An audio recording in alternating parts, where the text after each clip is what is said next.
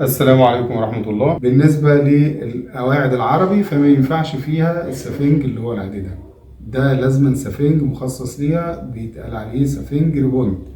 سفنج ريبوند ده اللي هو بيبقى مخلط سفنج حتت قطع سفنج. طبعا في اللي هم الناس اللي بيعملوا زي ما بيقولوا كده المصانع اللي هي تحت السلم بيشتغلوا في الحاجة دي، بيشتغلوا بيها فبتطلع حاجات رديئة. ليه؟ بيجيبوا من المنجدين ومن الكلام دوت حاجات الفضل القديمة والكلام دوت، فبيجمعوها في خامة فبيطلع لهم السفنج الريبوند دوت، لكن بيبقى ضعيف ووحش لأن أصلا السفنجة ذات نفسها قديمة وتعبانة ومتهالكة، فأصلا ما تنفعش. فهم بيعتمدوا اللي هي بتبقى ناشفة ومضغوطة حتة واحدة، فاللي بيجي يقعد مرة اتنين تلاتة فبتيجي شكل قعدته، فده سفنج التعبان ده اللي موجود في السوق.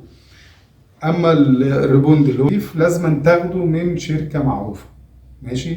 الشركات المعروفة اللي في السوق زي مثلا صناعات كندية، سيتي فوم، يجي الرحمة، الكلام ده أي شركة تكون معروفة، ماشي.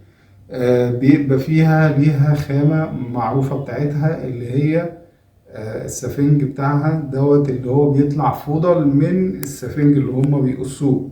يعني بمعنى أصح في سفنج أما بيصنعوا في سفنج بيبوظوا منهم، في سفنج المفروض يطلع بنسبة معينة فبيقف فبيعمل زي حاجات فراغات في قلب السفنج، فالحاجات دي مش هتنفع تتباع جديدة، فبيضطروا اللي هما يفرموها ويعملوها سفنج ريبوند. فبيبقى السفنج مش مستعمل، سفنج جديد، ماشي.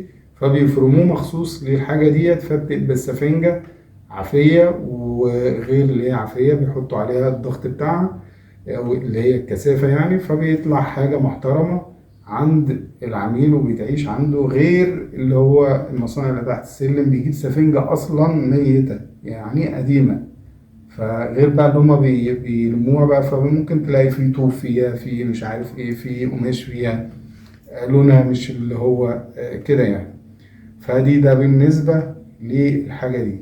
في شركات تانية ديت جديدة، دي بتصنع سفنج لكن من مش السفنج المضغوط، لا، من السفنج اللي هو الهايبر السوفت، فبيدي مطة بتبقى سفنجة أفضل طبعا، لكن ديت نادرة جدا يعني. ده الكثافات اللي قلت لك عليها.